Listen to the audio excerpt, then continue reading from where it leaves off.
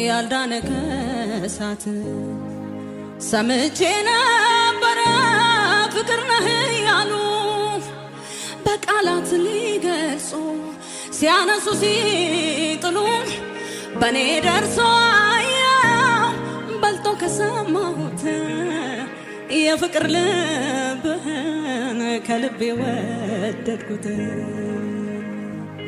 ማነው ያልታሰበ ያልተረዳ ባንተ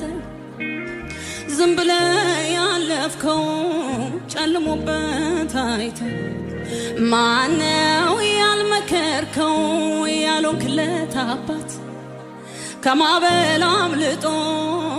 ያልዳነ ከሳት ሰምቼ ነበር ፍቅር ነህ ያሉ በቃላት ሊገልጹ ሲያነሱ